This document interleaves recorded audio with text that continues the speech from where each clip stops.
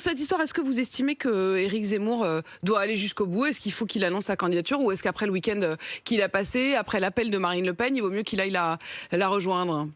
Bah, moi, surtout, je ne comprendrais pas qu'il aille rejoindre Marine Le Pen. Ouais. Parce que, à part l'immigration, ils n'ont aucun point commun sur leur programme, quoi. Sur leur programme Marine Le économique, Pen, vous voulez elle dire? Ouais, bah oui, Marine Le Pen, elle parle, il n'y a pas si longtemps, elle parlait encore de la retraite à 60 ans, alors que Zemmour, c'est 65, je crois, qu'il veut mettre. Ouais. Et Donc, Emmanuel Le Chypre vous écoute attentivement. Non, mais il a tout à fait raison. Alors là, c'est exactement. C'est 64 ans, je crois. Mais t'as raison. Vous avez raison. Pardon. C'est le programme économique. Ben oui, je sais bien. Je sais bien, mais je vais me faire disputer. Non, mais c'est vrai qu'à part l'immigration, vous avez tout à fait raison. Ça en commun. Ils peuvent pas. Après, s'il y a un candidat LR qui est très dur sur l'immigration, il pourrait s'entendre avec Zemmour. Mais oui, sinon, à la limite, Benoît, ça vous paraîtrait beaucoup plus logique que Zemmour imaginons un Ciotti, par exemple, sort du chapeau chez LR. Dans ces cas-là, autant qu'il fasse campagne commune, quoi. Voilà, c'est ça. Mais après, avec Marine Le Pen, je vois pas l'intérêt. Marine Le Pen pourrait plus se rallier avec Mélenchon si elle enlève l'immigration qu'avec Zemmour. Mais ça veut dire que vous, votre angle, quand même, Benoît, quand vous votez, vous pensez économie, quoi. Bah oui, et puis logique. Ouais. Et donc, la du logique coup, du candidat. Là, l'économie, le programme économique de Zemmour, il vous paraît plus adapté à ce que ça pourrait vous intéresser, vous? Bof. C'est lequel qui vous intéresse, Benoît? Vous êtes ultra-libéral, non? Oui, c'est ça, mais moi, il n'y a personne qui m'intéresse, en fait. Ouais. Faut se présenter, Benoît, faut se présenter. Il n'y a plus que ça. Moi, j'aimerais bien un grand patron qui ait réussi à relever des entreprises, qui se présente avec un programme plutôt libéral, un mec qui a l'habitude de gérer des troupes, parce qu'en politique, à part parler, ils n'ont pas l'habitude de gérer des troupes. C'est dès qu'il y a un problème, ils savent plus quoi faire. C'est là-dessus.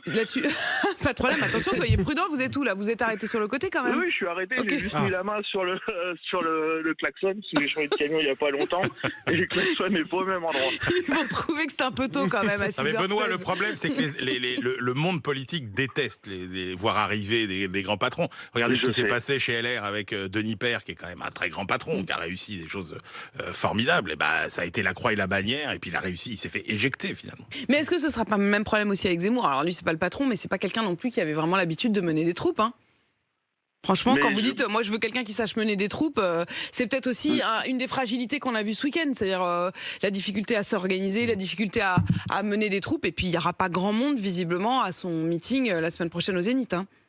Oui, mais de toute façon, Zemmour, je le vois pas, depuis le début, je le vois pas passer en fait. Ouais. Et cette image du doigt d'honneur, Benoît? Ouais, moi ça me choque pas. Depuis Sarko, le casse-toi pauvre con, il n'y a plus grand-chose qui me. Ouais, qui vous choque. En fait, on a un niveau de politique très bas où c'est que l'image, le programme, on en parle à peine. Ouais. Ça joue sur des petites phrases et pas de vision en fait. Je me dis le pays, il va dans le mur et il continue à accélérer, il accélère et on y va, quoi. Ouais, mais là où le bas blesse, Benoît, c'est que justement, Éric Zemmour, il prétendait avoir une vision, une stature, une hauteur, être au-delà de ce jeu politique, des petites phrases, des images, et on voit bien qu'en fait, il tombe dedans.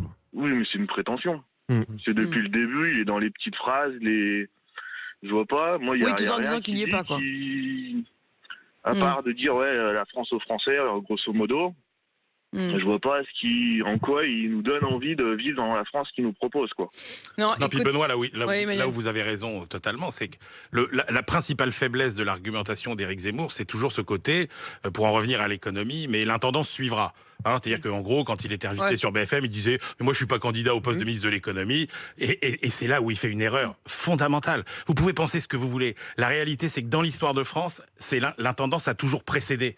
Au contraire. C'est-à-dire qu'à chaque fois que la France a été en grande difficulté, c'est toujours par l'économie, par les réformes économiques qu'elle s'est redressée. Prenez à toutes les grandes époques de notre histoire. Et considérer que l'intendance suivra, c'est une erreur magistrale. J'ai pas entendu Nicolas sur Zemmour, sur le doigt d'honneur. Oui, il s'est beaucoup référé au général de Gaulle, c'est quand même sa référence.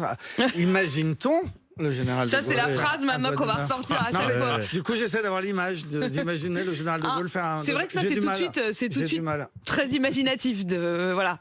Il pouvait avoir un langage très cru dans le privé, le général de Gaulle. Mais faire un doigt d'honneur en public, je ne le vois pas, non.